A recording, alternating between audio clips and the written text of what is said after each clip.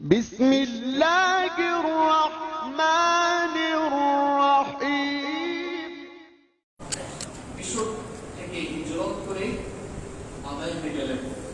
মাদিয়ানে যাওয়ার পরে ঘটনাক্রমে সেখানেই তিনি বিয়ে করলেন এবং শুআইব আলাইহিস সালাম তার শ্বশুর হয়ে গেলেন।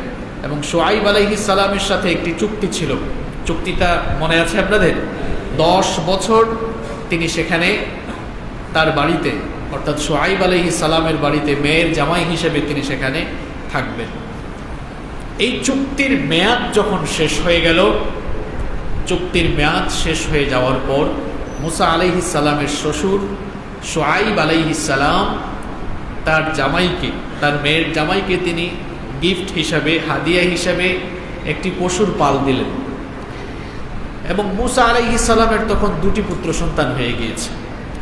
তো মেয়াদ যখন পরিপূর্ণ হয়ে গেল, মুসা আলাইহিস সালাম এবার সপরিবারে মাদিয়ান ছেড়ে আবার মিশরের উদ্দেশ্যে যাত্রা করলেন। চুক্তির মেয়াদ শেষ হওয়ার পর সাইয়েদনা মুসা আলাইহিস সালাম তিনি যখন সপরিবারে মিশরের উদ্দেশ্যে যাত্রা করলেন, পথ চলতে চলতে মিশর সীমান্তের সিনাই পর্বতমালার তুর পাহাড়ের পাদদেশে তিনি যখন পৌঁছালেন, তখন কোন কোন বর্ণনা এসেছে তার স্ত্রীর প্রসব বেদনা শুরু হয়ে গেল। আবার কোন কোন বর্ণনা এসেছে অন্ধকার এবং প্রচন্ড ঠান্ডা কুয়াশার কারণে তিনি পথ হারিয়ে ফেলেছিলেন। এই জন্য তিনি আগুন সংগ্রহ করার জন্য চেষ্টা করছিলেন। পাথরে পাথরে ঘর্ষণ করে আগুন জ্বালাবার চেষ্টা করে তিনি ব্যর্থ হলেন। এদিক সেদিক ছুটাছুটি করে আগুন সংগ্রহের জন্য প্রচেষ্টা করে তিনি যখন ব্যর্থ হলেন, এরপরে ঘটনা কি ঘটলো? রব্বুল আলামিন কোরআনুল কারীমের 28 নম্বর সূরা সূরাতুল কসাসের 29 নম্বর আয়াতে বলে দিলেন, ফালাম্মা ক্বাদা মূসাল আজালা ওয়া সারা বিআহলিহি আনাসা মিন জানিবিত তুরি নারা। রব্বুল আলামিন বলছেন, মূসা যখন মেয়াদ পরিপূর্ণ করলেন আর সপরিবারে যখন মিশরের উদ্দেশ্যে যাত্রা করলেন, তুর পাহাড়ে পৌঁছানোর পরে সেখানে তিনি আগুন দেখতে পেলেন। হঠাৎ করে তিনি যখন আগুন দেখলেন, তখন তিনি তার পরিবারের লোকদেরকে বলেছেন, ক্বালা লিআহলিহিম কুসু ইন্নী আনাসতু নারা লাআল্লি আতিকুম মিনহা বিখবারিন আও জাযওয়াতিন মিনান নারি লাআল্লাকুম তাসতালুন। মুসা আলাইহিস সালাম তার পরিবারের লোকদেরকে বললেন, আমি অনতি দূরে আগুন লক্ষ্য করছি, তোমরা এখানে অবস্থান করো, দেখি আমি সেখান থেকে কোনো খবর সংগ্রহ করতে পারি কিনা, অথবা সেখান থেকে আমি কোনো আগুন নিয়ে আসতে পারি কিনা, যাতে তোমরা আগুন পোহাতে পারো, যাতে তোমরা আগুন নির্বাহ করে শীত নিবারণ করতে পারো। একটু অপেক্ষা করো, দেখি আমি আগুন নিয়ে আসতে পারি কিনা। সাইয়েদনা মুসা আলাইহিস সালাম আগুন সংগ্রহের জন্য সেই আগুনের কাছে যখন পৌঁছালেন, ঘটনা তখন কি ঘটলো দেখেন। ফালাম্মা আতাহা নুদিয়া ইয়া মুসা ইন্নী আনা রাব্বুকা ফাখলা'না আলাইকা ইন্নাকা বিল ওয়াদিল মুকদ্দাস তুওয়া। মুসা আলাইহিস সালাম যখন সেই আগুনের কাছে পৌঁছালেন, গায়েব থেকে আওয়াজ আসলো, অদৃশ্য থেকে আওয়াজ আসলো। রব্বুল আলামিন তখন বললেন, হে মুসা, এটা আগুন নয়, আনা রব্বুক, আমি হচ্ছি তোমার রব। জুতা খুলো, তার কারণ হলো তুমি পবিত্র তুয়া উপত্যকায় তোমার রবের সামনে চলে এসেছো। এরপরে রব্বুল আলামিন মুসা আলাইহিস সালামের সাথে কথা বলা শুরু করলেন। সেদিন থেকেই মুসা আলাইহিস সালাম কালিমুল্লাহ হয়ে গেলেন, কারণ তিনি আল্লাহর সঙ্গে কথা বলেছিলেন। আল্লাহ তাআলা তার নবী মুসা আলাইহিস সালামকে তখন বললেন, ওয়া আনা ইখতারতুকা ফাসতামি' লিমা ইউহা ইন্নানি আনা আল্লাহ লা ইলাহা ইল্লা আনা ফা'বুদনি ওয়া আকিমিস সালাতা লিযিকরি। আল্লাহ তাআলা বললেন, হে মূসা, আমি তোমাকে এখানে নিয়ে এসেছি, আর আমি তোমাকে নবী হিসাবে ঘোষণা করছি, আমি তোমাকে নবী হিসাবে সিলেক্ট করছি, আমি তোমার নবুয়ত ঘোষণা করছি। সুবহানাল্লাহ। সুতরাং আমি এখন তোমার প্রতি ওহী নাজিল করছি, যা ওহী নাজিল করছি তা ভালো করে শুনে নাও। ইন্নানি আনাল্লাহ, নিশ্চয়ই আমি তোমার রব আল্লাহ। লা ইলাহা ইল্লা আনা ফা'বুদনি, আমি ছাড়া আর কোনো ইলাহ নাই, সুতরাং আমার ইবাদত করো।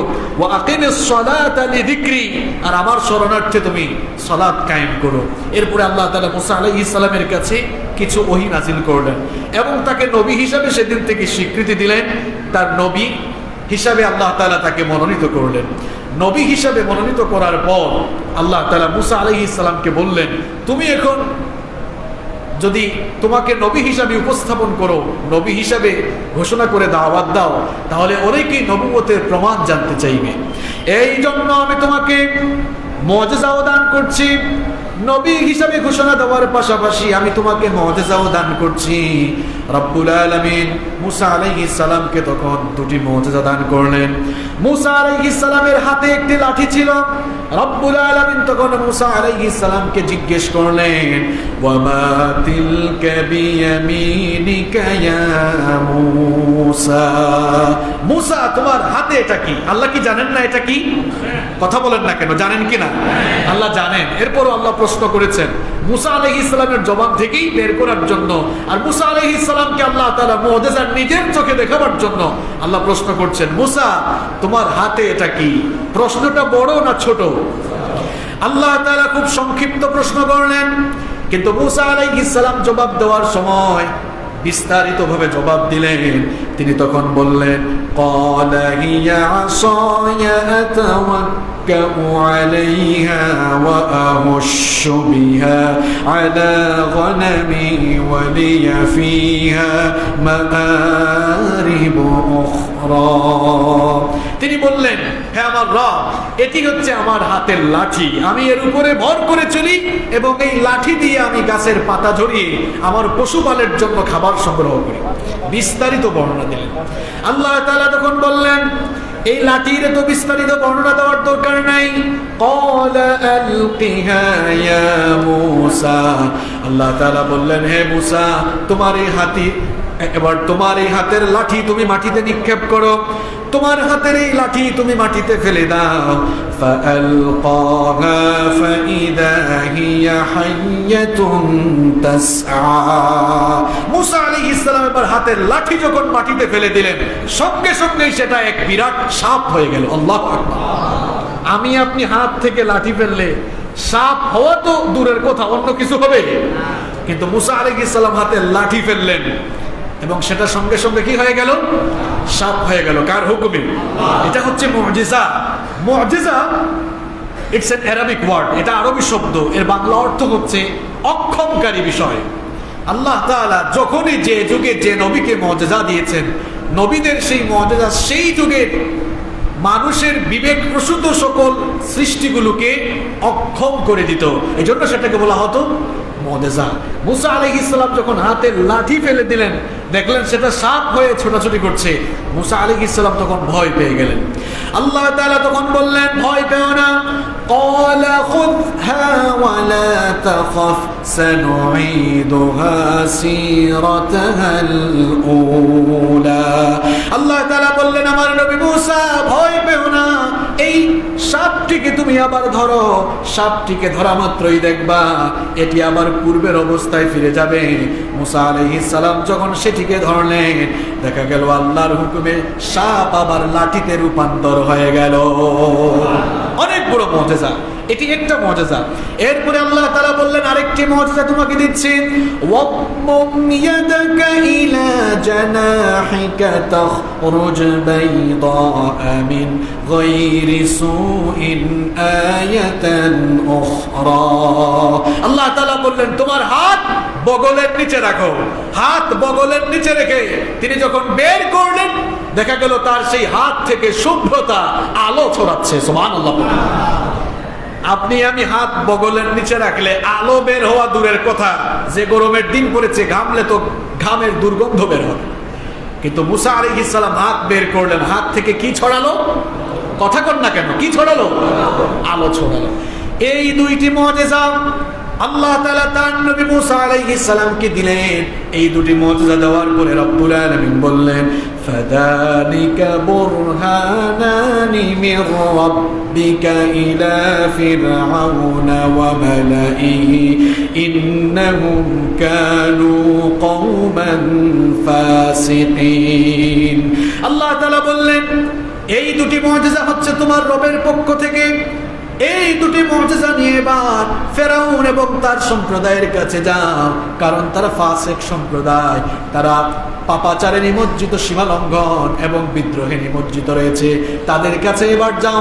অন্য আয়াতে এসেছে রব্বুল আলামিন এবার তার নবী মূসাকে বললেন, ইযহাব ইলা ফিরআউনা ইন্নাহু তাগা।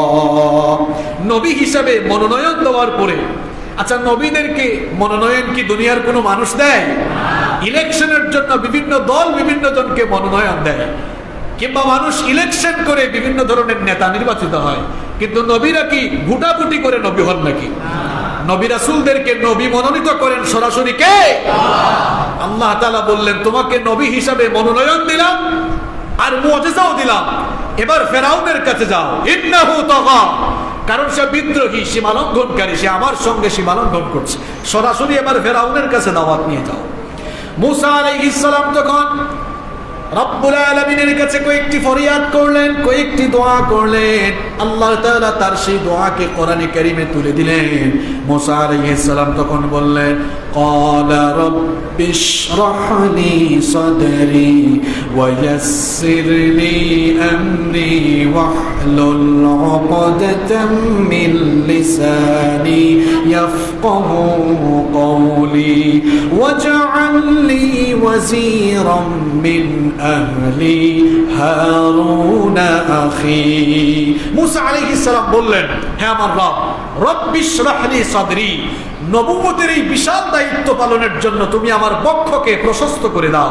ওয়ায়াসসির লি আমরি, আমার কাজগুলোকে তুমি সহজ করে দাও।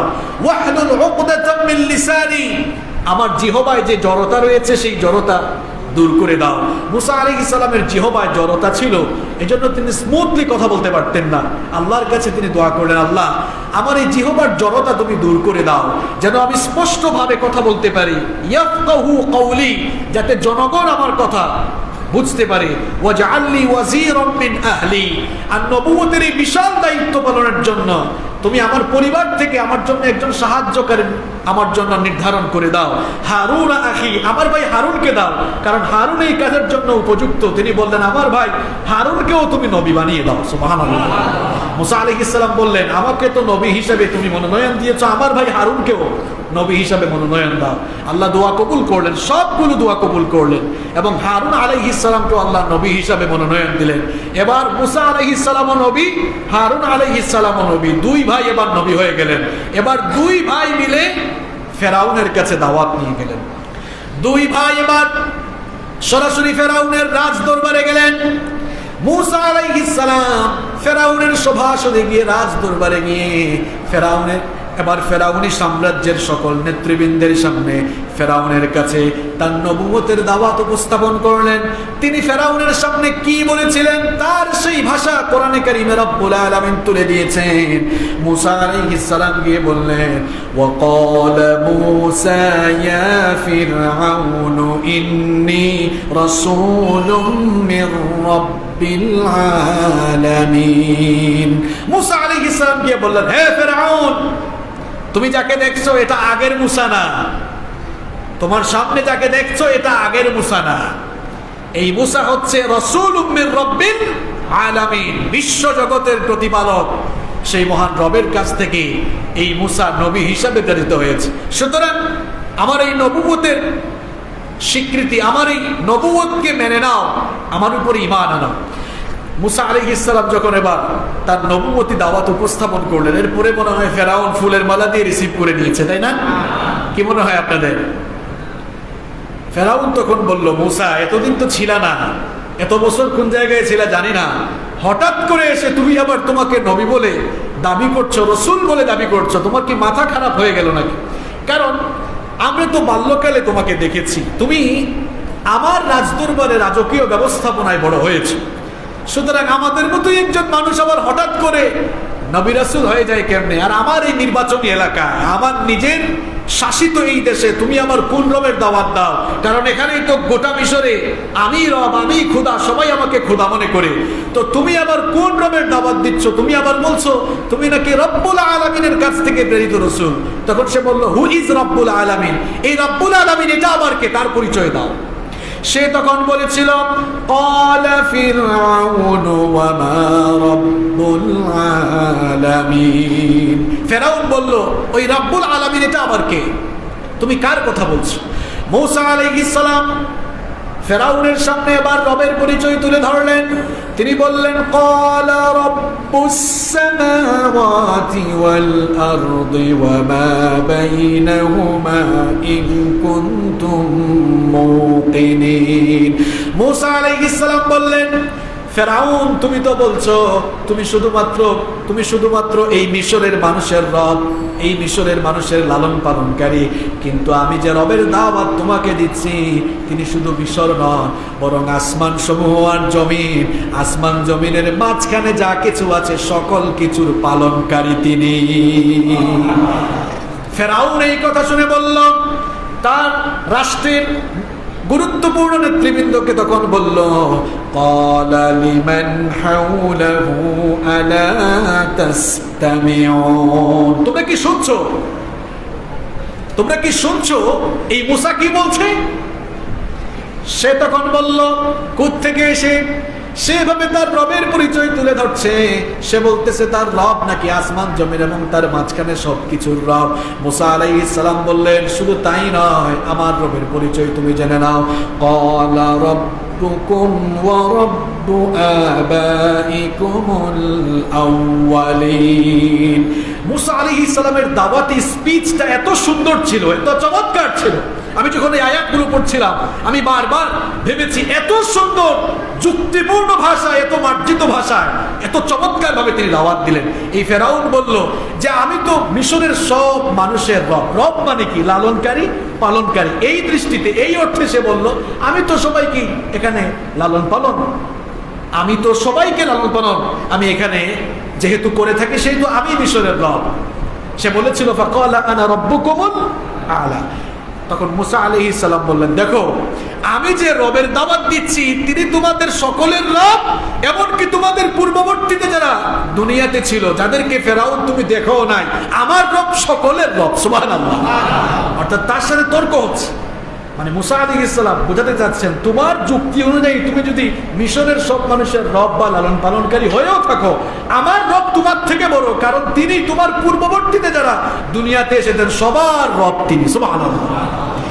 ফেরাউন এবার মূসা আলাইহিস সালামের এই যুক্তির কাছে হেরে গেল।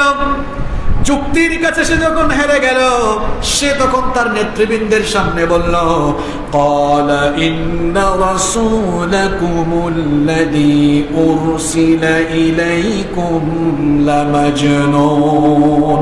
সে তখন বলল, আমার নেতৃবৃন্দ ভালো করে শুনেন, এই মূসা যে তাকে রাসূল হিসাবে দাবি করছে সে আসলে পাগল ছাড়া আর কিছুই নয়।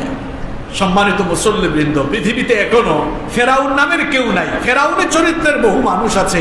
এরাও যখন দিনের দায়ীদের দাওয়াতি সম্ভাষণের কাছে হেরে যায়, তখন তারা ওই যুগে ফেরাউনরা পাগল বলেছিল, কিন্তু এই যুগের ফেরাউনরা পাগল না বললেও এই যুগে তারা দাওয়াতি কার্যক্রম বন্ধ করার জন্য দিনের দায়ীদেরকে মৌলবাদী আর জঙ্গিবাদী তকমা দেয়। এরা হচ্ছে এই যুগের ফেরাউন। ফেরাউন বলল, মূসা পাগল হয়ে গিয়েছে, মাথা নষ্ট হয়ে গিয়েছে।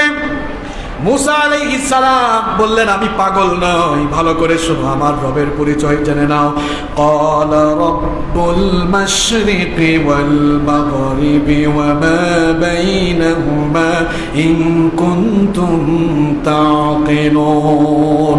তিনি বললেন, ফেরাউন তুমি তো শুধু বলছো মিশরের রব, আর আমার রব হচ্ছেন পৃথিবীর পূর্ব দিগন্ত থেকে পশ্চিম দিগন্তে যা আছে সবকিছুর রব তিনি। সুবহানাল্লাহ। কি চমৎকার দাওয়াতি মেসেজ, কি চমৎকার দাওয়াতি সম্ভাষণ। এখন ফেরাউন যখন লক্ষ্য করলো মুসা আলাইহিস সালামের সকল যুক্তির কাছে সে হেরে যাচ্ছে। এবার মুসা আলাইহিস সালামের দাওয়াতি পথকে রুদ্ধ করার জন্য, মুসা আলাইহিস সালামের দাওয়াতকে থামিয়ে দেওয়ার জন্য এবার মুসা আলাইহিস সালামকে সে হুমকি দিল। আমার ভাইয়েরা, আজও দেখবেন যাদের দাওয়াতের কারণে সমাজ কিংবা রাষ্ট্রে এক ধরনের বিপ্লব শুরু হয়ে যায়, রাষ্ট্রশক্তি কিংবা স্বৈরাচারগুলো এবার সেই সময় সেই মানুষগুলোকে থামিয়ে দেওয়ার জন্য, স্তব্ধ করার জন্য সকল ধরনের ষড়যন্ত্র আর চক্রান্ত করে। এই ধরনের ষড়যন্ত্র আর চক্রান্ত এগুলো দুনিয়ার নতুন কোনো বিষয় নয়, এগুলো ফেরাউনি কায়দা, এগুলো ফেরাউনি ষড়যন্ত্র। এই ধরনের কায়দা কানুন করে ষড়যন্ত্র চক্রান্ত ফেরাউনও করেছিল। ফেরাউন তখন মুসা আলাইহিস সালামকে বলল, ক্বালা লাইন اتخذت إلها غيري لأجعلنك من المسجونين। কি আমি বানিয়ে বলতেছি নাকি? ফেরাউন তখন বলল, মুসা, আমার কর্তৃত্ব মেনে না নিলে তোমাকে কিন্তু কয়েদখানায় ঢুকাই দিব, অর্থাৎ সহজ বাংলায় জেলখানায় ঢুকাই দেব। ফেরাউন নামে দুনিয়াতে কেউ নাই, কিন্তু ফেরাউনের চরিত্রের মানুষ এখনো আছে, যারা দিনের দায়ীদের দাওয়াতকে বন্ধ করে দেওয়ার জন্য, দাওয়াতি পথকে রুদ্ধ করে দেওয়ার জন্য এখনো তারা দিনের দায়ীদেরকে জেলখানার হুমকি ধামকি দেয়। এরা আসলে এই যুগের ফেরাউন। চেহারা শুরুতে ফেরাউন না হলেও কর্মকাণ্ডে এরা কথা কন না কেন? মুসা আলাইহিস সালামের পরে ভয় টয় পেয়ে ফেরাউনের কর্তৃত্ব মেনে নিয়েছেন, তাই না? মুসা আলাইহিস সালাম এবার তার দাওয়াতি পন্থা, দাওয়াতি টেকনিককে কাজে লাগিয়ে বললেন, ক্বালা আওয়ালাউ জিতুকা বিশাইইন মুবিন। তিনি বললেন, আচ্ছা ফেরাউন, এভাবে তর্ক করে লাভ নাই, বলো তো আমি যদি তোমার সামনে প্রমাণ নিয়ে আসি, আমি যদি প্রমাণ দিই আমি আসলেই নবী, তারপরেও কি তুমি আমাকে কয়েদখানায় ঢুকাবা, জেলখানায় ঢুকাবা? এবার ফেরাউন ভাবলো, মুসাকে তো আমি ছোটবেলা থেকেই দেখেছি, সে আর নবী হিসেবে কি প্রমাণ দিবে? তখন ফেরাউনও বলল, ক্বালা ফাতি বিহি ইন কুনতা মিনাস সাদিকিন। ফেরাউন বলল, ঠিক আছে, তুমি যদি সত্যবাদী হয়ে থাকো, তুমি যে আসলেই নবী বলছো, তুমি যে নবী বলছো, তুমি আসলেই নবী হয়ে থাকলে প্রমাণ নিয়ে আসো। এবার মুসা আলাইহিস সালামের কাছে প্রমাণ আছে না নাই?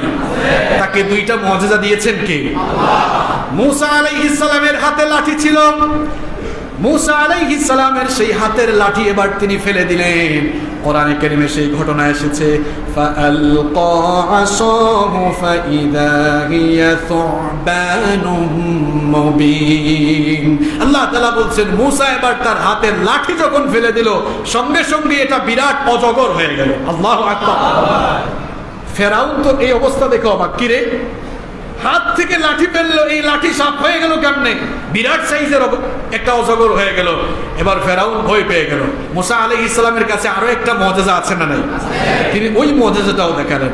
কোরআনে কারীম বলছে, ওয়া নাযাআ ইয়াদাহু ফাইদা হিয়া বাইদাউ লিন-নাযিরিন। তিনি তার হাত বগলের নিচে রেখে বের করলেন। এবার তার সভাসদে উপস্থিত সবাই দেখলো তার হাত থেকে আলো বিচ্ছুরিত হচ্ছে। সুবহানাল্লাহ। এই দুইটা মুআজিজা দেখার পর সবাই যখন অবাক হয়ে গেল, সবাই বলাবলি করছে, হায় হায়, মুসা কি সত্যিকার অর্থেই তাহলে নবী হয়ে গেল নাকি? এখন ফেরাউন এই কর্মকাণ্ড দেখার পর সেও সঙ্গে সঙ্গেই একটা কুটচাল, একটা ষড়যন্ত্র তৈরি করল। সে তখন বলল, قال للملأ حوله إن هذا لساحر عليم। সে তার ক্যাবিনেট মিনিস্টার যারা ছিল, তার রাষ্ট্রের গুরুত্বপূর্ণ নেতৃবৃন্দকে বলল, উপস্থিত নেতৃবৃন্দকে বলল যে, নেতৃবৃন্দ, আপনারা মুসার এই কর্মকাণ্ডে প্ররোচিত হবেন না। ইন্না হাদা লাসাহিরুন আলিম। সে অনেক বিজ্ঞ, অনেক বড় মাপের জাদুকর। দেখেছেন অবস্থা, সে অনেক বড় মাপের জাদুকর। মুসা আসলে আমাদেরকে জাদু দেখিয়েছে। সে এই জাদুর মাধ্যমে কি করতে চায় শুনেন। ফেরাউন তার নেতৃবৃন্দকে বলল, ইউরিদু আন ইউখরিজাকুম মিন আরদিকুম বিসিহরিহি ফামাযা তা'মুরুন। সে আসলে তার এই জাদুর মাধ্যমে আমাদের সবাইকে এই দেশ থেকে বিতাড়িত করতে চায়। ফামাযা তা'মুরুন, তাহলে মূসার ব্যাপারে আমাদের সিদ্ধান্ত কি হওয়া উচিত? ফেরাউন এবার নেতৃবৃন্দের কাছে পরামর্শ চাইল।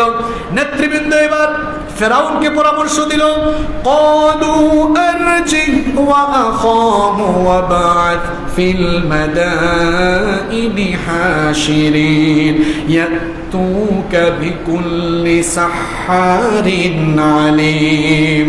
ফেরাউনের সভাসদের নেতৃবৃন্দ বলল, মূসা এবং তার ভাই হারুনকে কিছু সময়ের জন্য অবকাশ দিন, আর এই সময়ে ফেরাউন আপনি কিছু লোক দিয়ে আপনার এই সাম্রাজ্যের, আপনার রাষ্ট্রের সকল বিজ্ঞ জাদুকরদেরকে এখানে সংগ্রহ করেন, কারণ আমাদের কাছেও তো বিজ্ঞ জাদুকর আছে।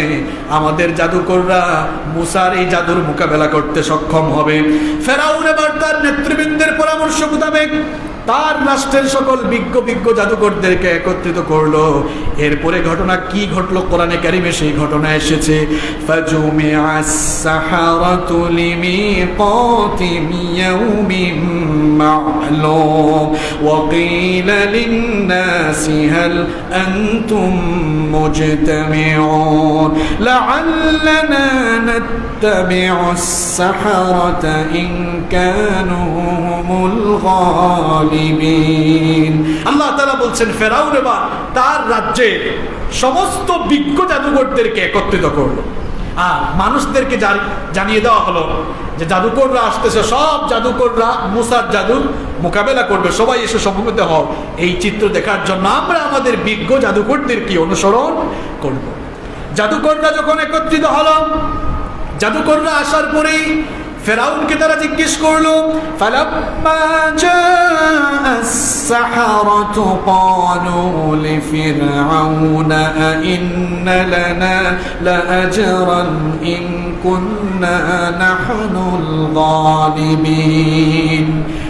জাদুকররা বলল, ফেরাউন, আমরা যদি মূসাকে পরাজিত করতে পারি তাহলে আমাদের জন্য কি কোনো পুরস্কার আছে নাকি? রাষ্ট্রের পক্ষ থেকে গুরুত্বপূর্ণ কোনো পুরস্কার আছে নাকি? ফেরাউন তখন বলল, ক্বালা নাআম ওয়া ইন্নাকুম ইদাল লামিনাল মুকাররাবিন। ফেরাউন বলল, অবশ্যই আছে, তোমরা যদি মূসাকে পরাজিত করতে পারো তাহলে তোমরা আমার খুব কাছের লোক হতে পারবা, আমার একেবারে ঘনিষ্ঠ সহচর হওয়ার সুযোগ থাকবে। যখন সমস্ত জাদুকরেরা একত্রিত হল, মূসা আলাইহিস সালাম এবার জাদুকরদেরকে বললেন, ক্বালা লাহুম মূসা আলকু মা আনতুম মুলকুন। মূসা আলাইহিস সালাম বললেন, তোমরা কি জাদু দেখাতে চাও দেখাও, তোমরা যদি কিছু নিক্ষেপ করতে চাও নিক্ষেপ করো, অসুবিধা নেই। জাদুকরেরা তখন কি করলো দেখেন, فألقوا حبالهم وعصيهم وقالوا بعزة فرعون إنا لنحن الغالبون। তখন জাদুকররা তাদের হাতে কিছু রশি ছিল, রশি দড়ি আর কি, দড়ি, ওই দড়ি আর লাঠি তারা ফেলার পরে মূসা আলাইহিস সালাম লক্ষ্য করলেন জাদুর প্রভাবে এগুলো নড়াচড়া করছে, আর উপস্থিত মানুষরা সেগুলোকে সাপ হিসাবেই বিবেচনা করছে। মূসা আলাইহিস সালাম দেখে কি এগুলো দেখে ভয় পেয়ে গিয়েছেন? কারণ মূসা আলাইহিস সালামকে তখন ওহী নাযিল করে এর পরবর্তী করণীয় কি হবে জানিয়ে দিয়েছেন কে? আল্লাহ তাআলা বললেন, আগো আমার নবী মূসা, এই জাদুকরদের এই জাদু দেখে তুমি চিন্তিত হয়ো না, তোমার হাতে যে লাঠি আছে সেই হাতের লাঠিটা এবার তুমিও ফেলে দাও। ফাআলকা মূসা আসাহু ফাইদা হিয়া তালকাফু মা ইয়াফিকুন। আল্লাহ তাআলা বললেন, তুমিও তোমার হাতের লাঠি ফেলো। মূসা আলাইহিস সালাম যখন হাতের লাঠি ফেললেন সেটা আরো বিরাট সাইজের সাপ হয়ে তাদের সবগুলো নিদর্শনকে এবার গ্রাস করে ফেললো, ভক্ষণ করে ফেললো। আল্লাহ জাদুকররা এটা দেখার পরে অবাক হয়ে গেল। আমরা হচ্ছি মিশরের বিখ্যাত জাদুকর, জাদুবিদ্যায় আমরা সবচাইতে পারদর্শী। মূসা যেটা দেখিয়েছে এটা জাদু হতে পারে না। আর সে জাদুকর হয় কেমনে? কারণ ছোটবেলা থেকে আমরা তাকে দেখেছি, কোনোদিন কোনো জাদুকরের কাছে গিয়ে তাকে জাদুবিদ্যা শিখতে দেখি নাই। এমনকি সে যদি কারো কাছ থেকে জাদু শিখে পারদর্শীও হতো তাহলে তার উস্তাদের নাম এতদিন আমরা জানতে পারতাম। আর সে যেটা দেখিয়েছে এটা তো জাদু হতে পারে না, তার পরিবারেরও কেউ জাদুকর নয়। সুতরাং জাদুকররা বুঝতে পারলো আমাদের মতো এত বিখ্যাত জাদুকর, জাদুবিদ্যার একেবারে চূড়ান্ত বিদ্যা আমাদের কাছে আছে। আমাদের এই জাদুকে মুসার এই নিদর্শন হারিয়ে দিয়েছে, নিশ্চয়ই এটা জাদু নয়, এর পেছনে অলৌকিক একজন সত্তা, শক্তিমত্তা কাজ করছে। এটা যখন তারা বুঝতে পারল, জাদুকররা এবার উপস্থিত সবার সামনে ঈমানের ঘোষণা দিল। তারা তখন ফাউলকিয়াস সাহারাতু সাজিদিন ক্বালু আমান্না বিরাব্বিল আলামিন। জাদুকররা তখন রবের জন্য, তারা তখন আল্লাহর জন্য সাজদায় মাথা নত করে দিল, আর উপস্থিত সবার সামনে বলল, মুসা যা দেখিয়েছে তোমরা এটাকে জাদু বলছো, এটা জাদু নয়, এটা হচ্ছে মুসার ওই রবের কাছ থেকে আসা মুআজিজা। এজন্য আমরা আর গুমরাহিতে পড়ে থাকতে চাই না। সাজদায় মাথা নত করে দিয়ে তারা বলল, আমান্না বিরাব্বিল আলামিন, আমরা ওই রব্বুল আলামিন, বিশ্বজগতের রব যিনি, তার উপরে ঈমান আনলাম। সুবহানাল্লাহ। রব্বি মুসা ও হারুন, মুসা এবং হারুনের রবের উপরে আমরাও ঈমান আনলাম। এবার ফেরাউনের মাথা খারাপ হয়েছে নাকি হয় নাই? ফেরাউন তখন বলল, হায় হায়, আমি এদেরকে আনলাম মুসাকে মোকাবেলা করার জন্য, এখন তারা এসেই মুসার দলে চলে গেল। ফেরাউন তখন বলল, قال آمنتم له قبل أن آذن لكم إنه لكبيركم الذي علمكم السحر فلسوف تعلمون لأقطعن أيديكم وأرجلكم من خلاف ولأصلبنكم أجمعين। ফেরাউন তখন বলল, আমার অনুমতি নেওয়ার আগেই মুসার দলে তোমরা চলে গেলা, মুসার রবের উপরে ঈমান এনেছো। আমার তো মনে হয় মুসাই তোমাদের উস্তাদ, অর্থাৎ মুসাই তোমাদেরকে জাদু শিখিয়েছে। তোমরা সবাই এখানে আলাদা করে মিটিং করে এসেছো, এই ঘটনা ঘটিয়েছো। সুতরাং ঈমান আনার কারণে জাদুকরদেরকে ফেরাউন বলল, আমি তোমাদের হাত পা বিপরীত দিক থেকে কেটে ফেলবো এবং আমি তোমাদেরকে শুলে চড়াবো। ফেরাউন মনে করেছিল এই ভয় দেখালে হয়তো জাদুকরেরা ঈমান প্রত্যাখ্যান করবে, কিন্তু ফেরাউনের চিন্তার বিপরীত ঘটলো। ফেরাউনের কাছ থেকে এই কথা শোনার পরে জাদুকরেরা বলল,